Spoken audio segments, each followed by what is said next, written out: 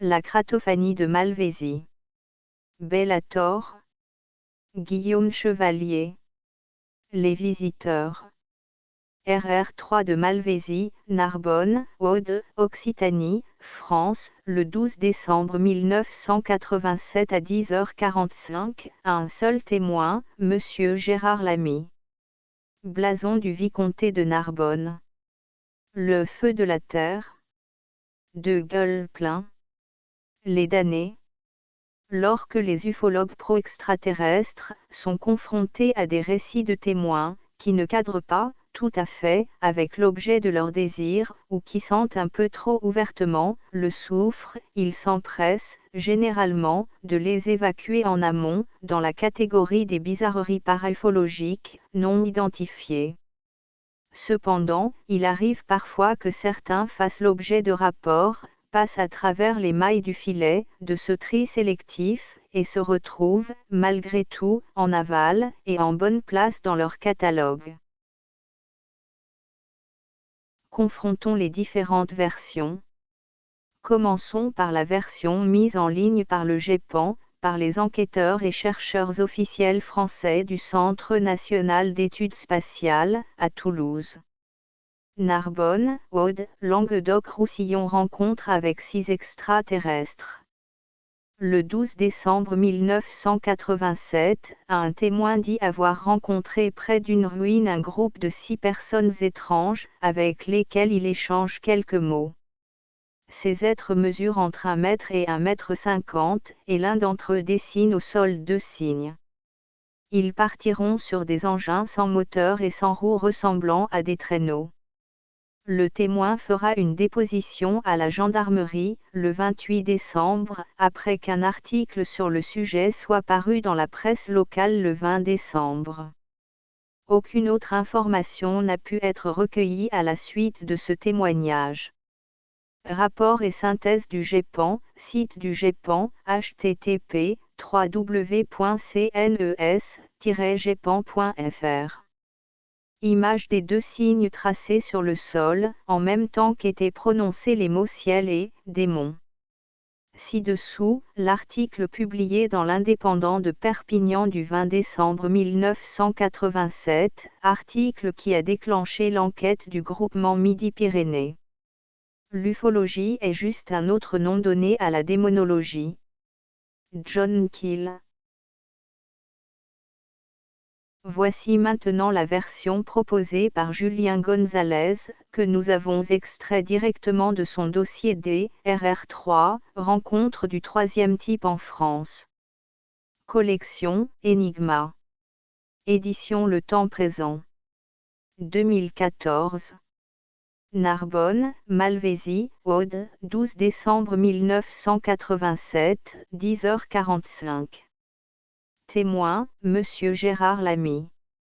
Il est 10h45, le témoin quitte son domicile pour se rendre près de l'usine de Malvézy afin de récupérer du bois.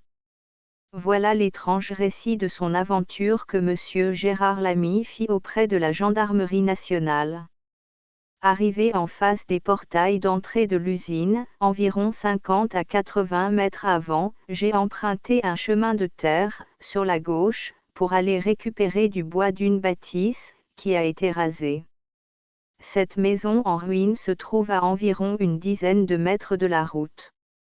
J'ai garé mon véhicule en face de la bâtisse sur le chemin. Je suis descendu de ce dernier et contrairement à mon habitude, j'ai fait le tour de la plateforme restante de cette habitation car il pleuvait. Après avoir avancé de 10 mètres, j'ai aperçu sous de petits arbustes, des taillis d'environ 5 à 6 mètres de hauteur, un groupe de personnes, qui s'étaient abritées. Ces personnes étaient au nombre de 6, 3 de 1,50 m et 3 de 1 mètre. Gêné de leur présence, je leur dis bonjour, et je n'ai eu aucune réponse. Ensuite, je leur ai dit, sale temps aujourd'hui, c'est à ce moment-là, que j'ai commencé à entendre des sons bizarres échangés entre eux. Pensant que c'était un groupe sportif qui s'était mis à l'abri, je leur ai demandé s'il était du coin. À ce moment-là, ce qui me semble être une femme s'est avancée vers moi, et m'a dit dans un mauvais français, et avec une voix nasillarde, « Planète, art ». Croyant à une blague, je leur ai répondu, « Ah oui, vous êtes des extraterrestres », tout en me retournant, pour voir si je ne faisais pas partie d'un plateau de cinéma. Ce dit personnage, qui s'est avancé vers moi, s'est penché vers le sol, et m'a fait dessiner 2 signes, et m'a transcrit en me disant, « Ciel, démon ». J'ai également aperçu lorsque cette personne s'est avancée, 4 drôles d'engins, qui ressemblaient à des traîneaux des neiges, sans moteur, sans roues, démunis de tout système mécanique. Ces engins étaient de couleur claire, 2 mesuraient 1,50 m et les autres étaient plus petits. Intrigué par le fonctionnement de ces engins, j'ai posé la question, « Comment marche votre truc ?» La femme m'a répondu, du magnétique, et m'a fait comprendre qu'ils s'étaient arrêtés à cet endroit car la pluie les gênait. Ils m'ont également déclaré, pas de relais de base. Je leur ai ensuite posé la question, si leur planète, c'était mieux. Ils m'ont répondu, moins de travail. Je leur ai demandé, s'il était comme nous, et s'il y avait une atmosphère. Je n'ai pas eu de réponse, mais ce qui me semblait être un homme s'est avancé, et m'a tendu sa main, et elle m'a paru très froide. J'ai demandé, s'il y avait longtemps qu'il habitait une planète, et il m'a été répondu en me montrant certaines personnes, 13e siècle, et d'autres personnages, 9e siècle. Celui qui m'a tendu la main s'est désigné lui-même, et a dit, pôle arctique. Je leur ai posé la question, s'ils prenaient des gens sur cette planète. J'ai eu comme réponse, vous pas intéressant, mais des gens viennent avec nous. À ce moment-là, un 7e personnage est arrivé, et est rentré dans une sorte de transe en parlant entre eux, en émettant des sons, ils semblaient furieux de notre conversation. Ensuite, toutes ces personnes sont remontées sur leurs engins, un petit sur un petit engin, 2 petits sur un petit engin, et les 3 autres sur un gros engin, celui qui est arrivé en dernier sur un gros engin. Sans rien mettre en route, les engins se sont mis à pivoter sur place, en décollant légèrement, et ensuite, j'ai eu un trou noir, comme un malaise, dont je ne peux définir la durée. Je précise que je ne suis pas tombé au sol car je n'étais pas sale. Ensuite je suis revenu à mon véhicule, en le touchant pour voir si ce n'était pas un rêve. Je précise que quand les engins ont démarré, j'ai reculé d'environ 5 à 6 mètres. Ces personnages avaient le teint terreux, de type très asiatique et avaient des rides au départ du nez, perpendiculaires à la face. Ils étaient vêtus d'une sorte de combinaison foncée marron-noir. Je ne peux définir la matière des vêtements, ni la matière avec laquelle avaient été fabriqués leurs engins. Je précise qu'un personnage avait les cheveux très blancs, comme les albinos, une autre avait les cheveux poivre et sel, et les autres étaient encapuchonnés. Cela semble drôle, mais ce que je vous déclare est toute la vérité concernant cette affaire. Ceci n'est pas une hallucination. Rapport et synthèse de l'article 2, l'Indépendant de Perpignan du 20 décembre 1987, Lumière dans la nuit, enquête de Madame Denise Lacanal et de Monsieur Théodore Revel, Contact OVNI, bulletin du CEO France numéro 9, janvier, février, mars 1988, enquête de Monsieur Marshall Pêche, membre de l'AMSA et enquêteur LDLN, PV de la Gendarmerie nationale numéro 1926-1987. Maintenant, voici la version proposée par Lumière dans la nuit, LDLN, numéro 291-292. Rencontre du 3e type près de Narbonne. Enquête de Denise Lacanal et Théodore Revel, du groupement Midi-Pyrénées. Voici une observation d'humanoïde encore très récente, puisqu'elle ne date que de décembre.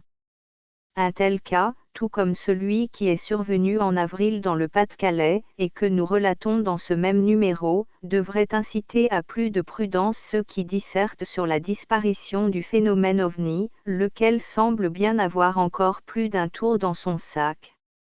Ce cas revêt un intérêt tout particulier, en raison de l'embryon de dialogue que le témoin a pu avoir avec les personnages.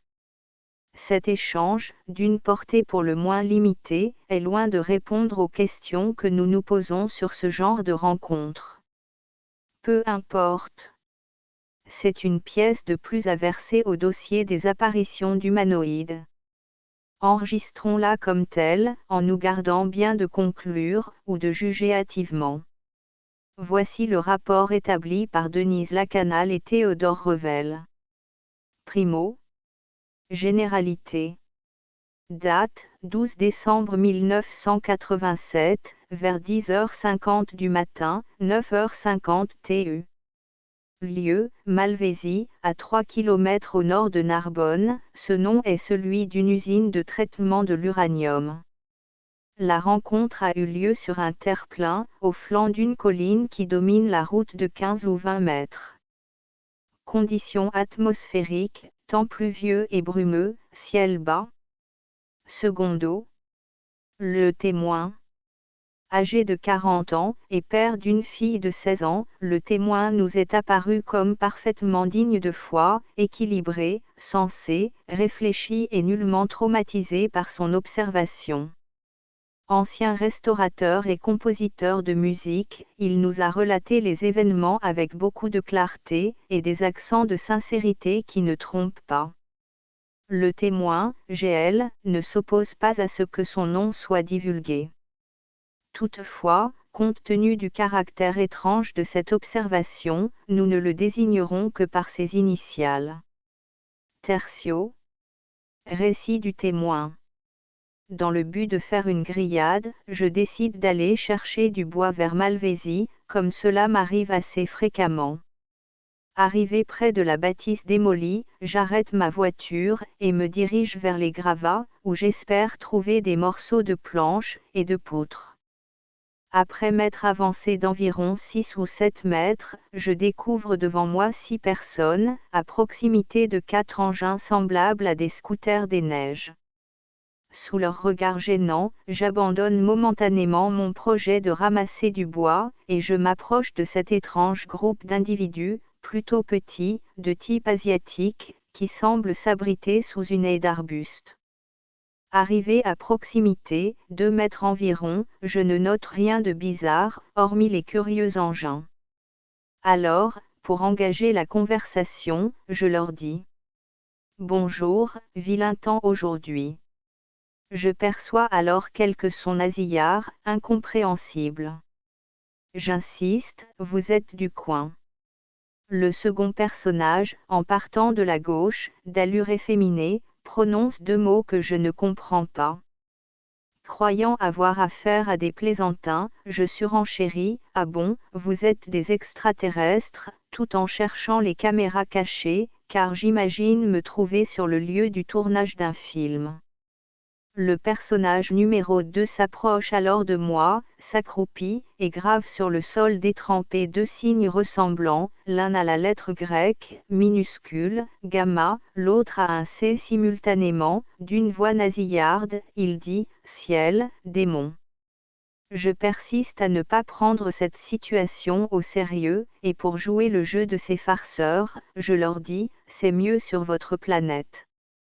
Le personnage numéro 2, qui est le seul à s'être exprimé, et qui paraît être de sexe féminin, me répond par ces 2 mots : moins travail. L'aspect rocambolesque de cette aventure ne me trouble pas, et je poursuis mon interrogatoire. Ça marche comment, ces engins ? Magnétique. La pluie nous gêne, non-relais avec base. Vous êtes comme nous, il y a de l'air sur votre planète. En me montrant le premier personnage, la femme dit : « 9e siècle, puis en indiquant le 5e, 13e siècle. » Là-dessus, le personnage numéro 1 s'avance vers moi, me tend la main et dit : « Pôle arctique. » Je n'ai pas l'intention de lui serrer la main, d'ailleurs, le veut-il lui-même, mais poussé par la curiosité, j'effleure sa main de la mienne, et note que sa peau, si peau il y a, est, semble-t-il, particulièrement froide. Pendant tout ce temps, je ne cesse de surveiller l'ensemble du groupe, et je constate qu'entre eux, ils échangent des regards qui semblent exprimer non seulement l'inquiétude, mais un désaccord concernant la poursuite de cette rencontre, et surtout de notre conversation. Alors que la femme me disait, « Vous ne nous intéressez pas, mais quelques humains partent avec nous », un septième personnage, en tout point semblable aux autres, apparut sur ma droite. Il semblait irrité par cette situation, et même un peu en colère. Il s'adressa à l'ensemble du groupe, d'une voix nasillarde et incompréhensible. Il semblait dans un état physique voisin de la transe. Aussitôt, ils enfourchèrent les engins posés au sol. Sans bruit, sans un frémissement de l'herbe et sans manipulation apparente de la part des pilotes, les engins se sont soulevés légèrement. Ils ont pivoté sur place, et se sont dirigés sur ma droite, vers le sommet de la colline. Leur vitesse était faible, et ils ne gagnaient que très lentement de l'altitude, pour se trouver seulement à 3 ou 5 mètres du sol, en fin d'observation. Soudain, je perçus un bruit aigu, difficile à définir, et comme provenant de l'intérieur de ma tête. Il s'ensuivit une perte de connaissance, mais curieusement je suis resté debout. Ayant repris mes esprits, mais troublé par cette aventure, je suis rentré chez moi sans avoir ramassé de bois. J'arrivai à mon domicile à 11h15. En début d'après-midi, je revins sur les lieux, en compagnie de ma fille. Mis à part 4 ou 5 traces rondes, de 10 cm de diamètre, dans l'herbe, je n'ai rien remarqué de tangible qui pût accréditer mon observation. Commentaire des enquêteurs. Cette observation n'a duré que quelques minutes, et rien ne permet de penser que le témoin ait été attiré en ce lieu, puisqu'il y était déjà venu pour ramasser du bois. Mis à part quelques douleurs lombaires récentes, le témoin ne semble souffrir d'aucune conséquence physique ou psychique directement imputable à la rencontre. Quarto. Description des personnages. De type asiatique, les personnages avaient une taille d'environ 1,50 m pour les numéros 1, 2, 3 et 7, d'environ 1 mètre pour les 3 autres. Concernant ces derniers, le témoin devait d'ailleurs préciser qu'il pourrait s'agir d'enfants. La peau était couleur de terre, et mise à part des rides horizontales au coin inférieur du nez, le témoin n'a noté aucune particularité qui ne soit pas de type humain. Il déplore le manque de précision de sa description, et assure que si c'était à refaire. Les vêtements, de couleur sombre, identiques pour tous, se composaient d'une combinaison prolongée par une sorte de cagoule moulante, sauf pour les personnages 1 et 3. Le témoin pense avoir vu des cheveux. Les personnages numéros 2 et 3 semblaient de type féminin, mais cette assertion n'est fondée que sur la finesse des traits du visage. Au niveau des cheveux, ou de la cagoule, les personnages numéros 4, 5 et 6, les enfants, présentaient une coloration blanc argenté. Sans autre détail, le témoin précise que s'il s'agissait de cheveux, ils devaient être bien plaqués sur le crâne. Quinto. Description des engins. Le schéma ci-contre représente l'un des engins sur lesquels 1, 2 ou 3 personnages ont pris place en se mettant à califourchon. Selon le témoin, ces engins, qui mesuraient environ 1,50 m de long et 0,40 m de haut, n'avaient aucun instrument, aucun organe de contrôle visible, pas de moteur, pas de roue, pas de guidon. Leur couleur était blanc cassé. Sexto. Conclusion des enquêteurs. Encore une fois, nous voilà confrontés à un événement qui apporte plus de questions que de réponses, avec des extraterrestres peu bavards, qui nous traitent par le mépris, et dont on se demande ce qu'ils pouvaient bien faire dans ce lieu décevant, qui n'est même pas un promontoire privilégié pour observer l'usine atomique. Est-ce raisonnable de penser que des extraterrestres au savoir inimaginable se sont égarés du côté de Narbonne, avec des engins sensibles à l'humidité, et qui l'ont dialogué stupidement avec un terrien, avant de s'en aller sous les injonctions d'un chef irascible? Doit-on convenir que notre intelligence et notre conscience ne sont pas assez aiguisées pour percevoir les subtilités d'un message qui nous est destiné, et que ces soi-disant extraterrestres ne prennent même pas la peine de mettre à notre portée? Ce témoignage fourmille de bizarreries, qui bouleversant allègrement la ligne de démarcation entre le plausible et le saugrenu. D'ailleurs, cette seule constatation est suffisante pour attester l'authenticité de cette expérience, car elle est comparable à bien d'autres, et si notre témoin avait composé un canular, il aurait imaginé un récit plus réaliste. Si nous avions pu corroborer cette observation par d'autres témoignages, ou des traces sur le sol, notre esprit cartésien aurait été tranquillisé. Quoi qu'il en soit, nous sommes intimement convaincus de la sincérité du témoin.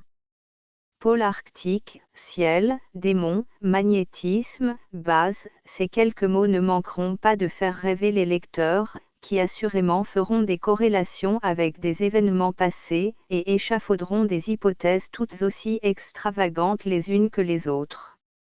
Malheureusement, tout se passe comme si le phénomène soulevait un coin du voile, tout en nous laissant face aux mystères qui nous entourent, afin que, par notre libre effort, nous résolvions l'énigme.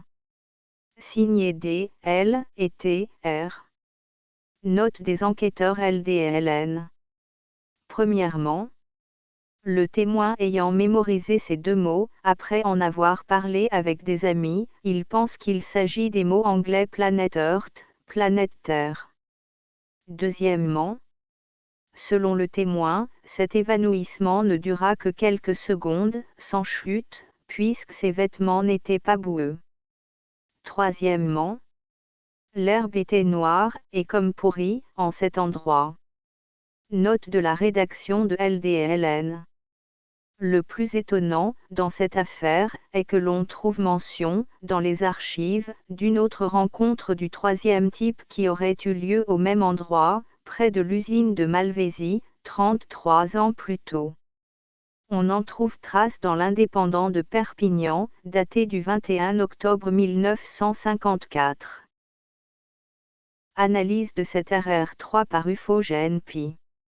Si on se base sur la synthèse mise en ligne par le GEPAN.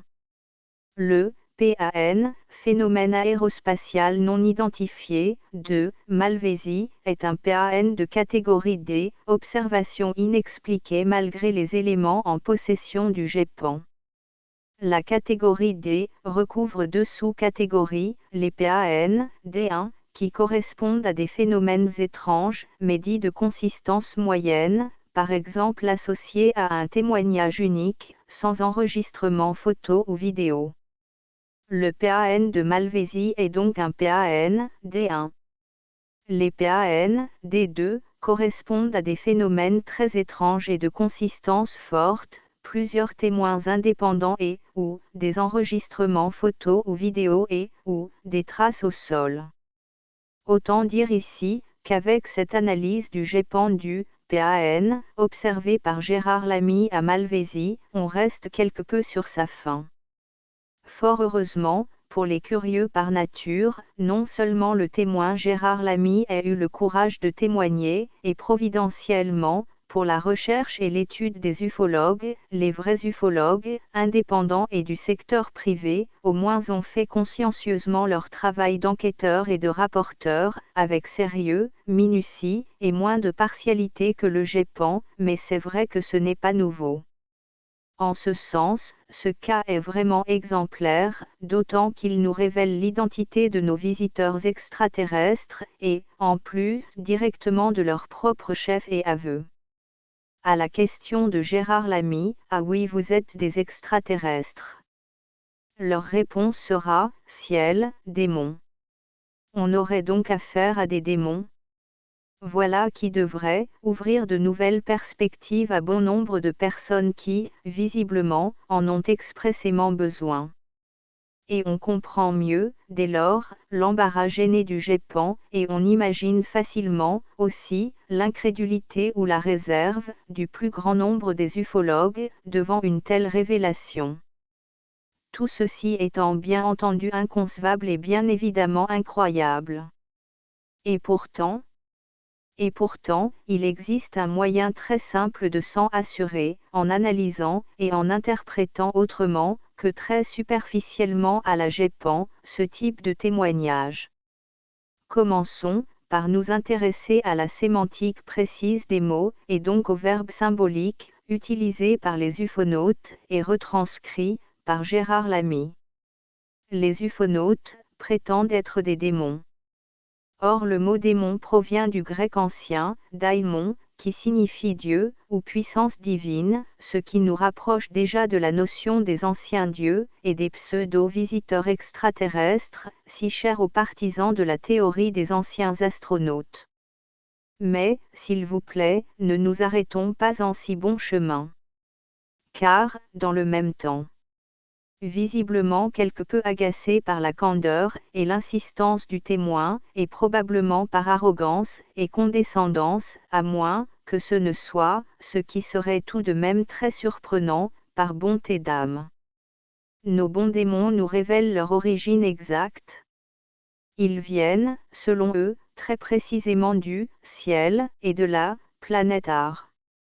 Ar n'étant qu'un simple essai de transposition phonétique. Donc, si on les entend bien, il s'agit de la planète Ar, ou Ear, étonnamment ils disent vrai. Puisque cette planète existe vraiment, et en plus, elle est très facile à identifier et à localiser. Ce qui montre, au passage, que ces sympathiques démons sont des êtres particulièrement lettrés, et qu'en plus ils ne sont pas nés de la dernière pluie.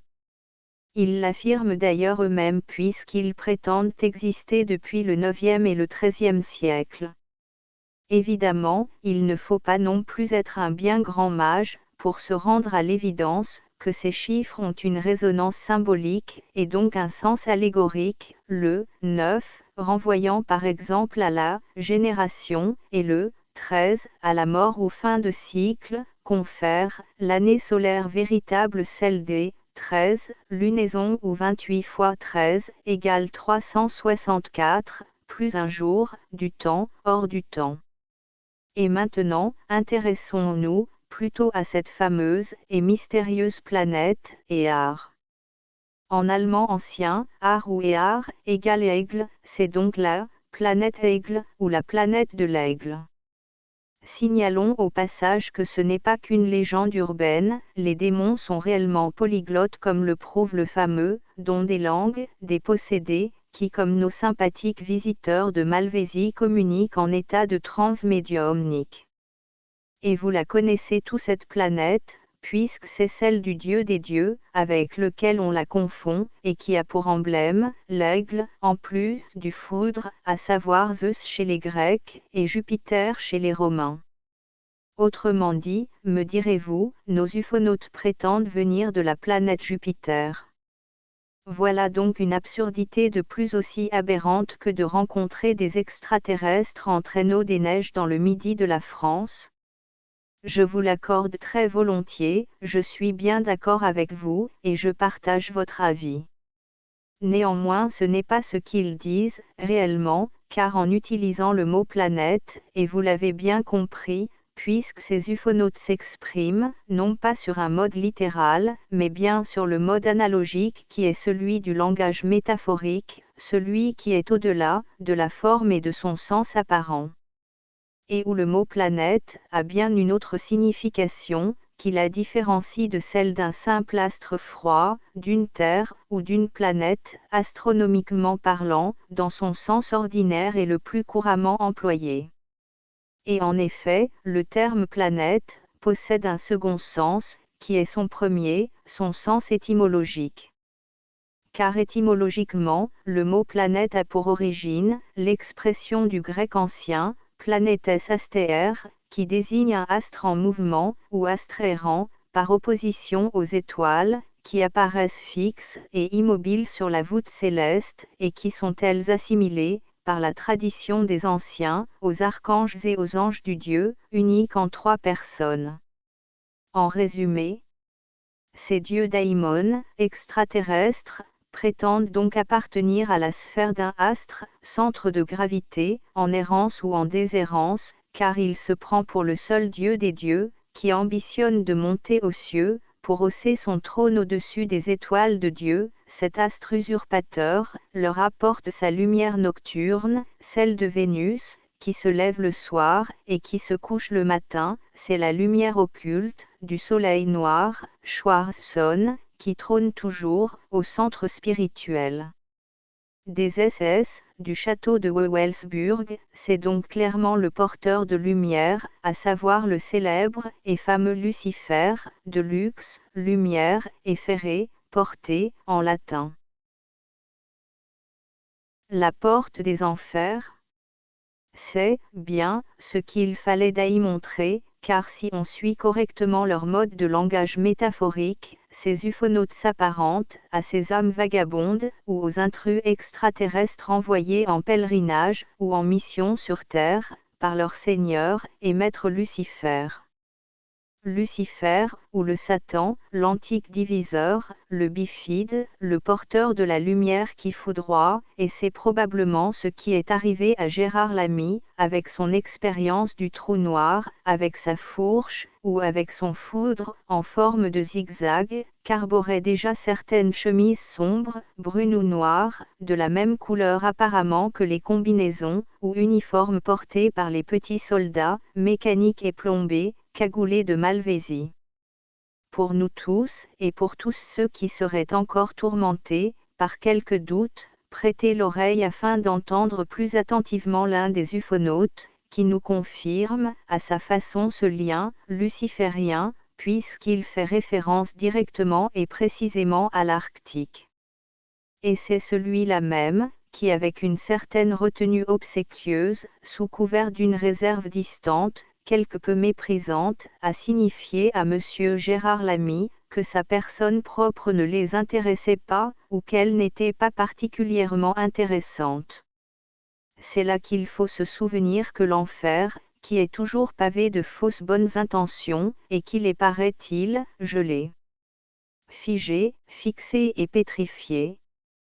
Car si ce mot arctique qui provient, aussi, du grec ancien arctos, et qui signifie ours polaire, est employé par cet ufonaute, c'est un renvoi allusif aux constellations des grands et petits ours, et pour bien nous signifier, que l'art, est bien son axe polaire, ou son étoile, ou astre polaire, autour duquel tourne toute son existence, et la totalité de son univers de daimon. Sans négliger que arctique peut se lire ainsi, ar, l'aigle, et tic, et que l'ours était appelé par les anciens, l'homme des bois, ou coureur des bois, et comme par coïncidence signifiante. Que font précisément ces ufonautes que rencontre Monsieur Gérard Lamy, ce 12 décembre 1987? Sinon courir, eux aussi, les bois, ceux de Malvésie. Les traîneaux du Père Lucifer. Reste à tenter de répondre à la question des engins bizarres observés par Gérard Lamy, et qu'il décrit comme des traîneaux des neiges. Ces très curieux traîneaux des neiges, présents ce 12 décembre 1987, dans les bois de Malvésie, et utilisés par des lutins aliens, assistants d'un faux Père Noël, ou d'un vrai Père Fouettard, à la place de leur bonne et vieille soucoupe volante classique de petits gris. Une chose est sûre et certaine, ils ne viennent pas de Laponie. Quel drôle d'engin vraiment, et me direz-vous, les esprits farceurs ne sont pas à une facétie près, bien au contraire, pour ma part, je répondrai qu'ils sont ici, pour une raison on ne peut plus grave et sérieuse. Voyez plutôt. Le mot traîneau provient du latin médiéval traginare, ou dérivé du latin médiéval tragere, ou du latin classique traere, et dont les sens sont, tirer ou solliciter, trier ou tirailler, ou rassembler, ou traîner avec soi ou derrière soi, ou emmener, ou charrier, ou entraîner, extraire, rassembler, ou se livrer ou s'abandonner au sommeil, ou enlever, ravir, voler ou s'attribuer, s'approprier, revendiquer, absorber, sucer, aspirer, etc. Vous voyez bien, maintenant, que ce langage figuré, avec la mise en scène visuelle des traîneaux, exprime et synthétise, à lui seul, tout le plan d'action, mis en œuvre par les prises d'abduction des témoins et cobayes lors des RR3 et des RR4, qui, décidément, s'apparentent, de plus en plus, aux prises de possession des candidats et victimes, volontaires ou involontaires, au cours des rapts ou enlèvements des sabbats d'antan, où les attiraient et les entraînaient, les suppôts, et fidèles d'eux. Satan. Enfin, terminons l'exégèse, provisoire et simplifiée, de cette affaire avec une dernière précision. Le site de Malvézy est une ancienne carrière de soufre, exploitée de 1935 à 1953, pour la production de dioxyde de soufre, et que l'exploitation de la mine a laissé sur le site, un massif de résidus dans lequel ont été creusés les premiers bassins de l'usine de raffinage et de conversion d'un concentré de minerai d'uranium, le Yellow Cake, pour obtenir du tétrafluorure d'uranium. Comme vous le constatez à votre tour, ce n'est pas d'aujourd'hui seulement que nos amis extraterrestres s'intéressent de près à nos affaires nucléaires et qu'ils visitent, ou contrôlent ou surveillent, nos sites stratégiques, et pas uniquement avec des drones. Mais que font la police, le GEPAN et l'armée? Il est vrai aussi, à leur décharge, que les carrières, mines, grottes et les cavernes ont la réputation, légendaire, d'abriter, ou d'être les pouponnières naturelles des nains farfadets, des gnomes, et des petits lutins, ou petits gris. Dans ces conditions, et après tout, rien de surprenant, à ce que M. Gérard Lamy y a rencontré des démons extraterrestres, de petite taille. D'autant que depuis le début, vous vous doutiez bien, que toute cette affaire de Malvézy, ou Monem Vasia, c'est-à-dire l'unique voix, ou voix de son maître, sentait déjà, fortement, et très abondamment, l'odeur du soufre.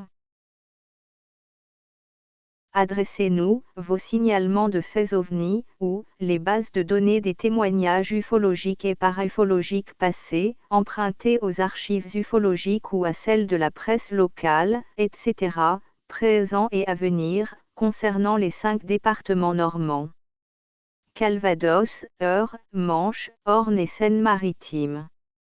À l'adresse suivante, ufo.genpi@gmail.com. D'avance merci. À suivre.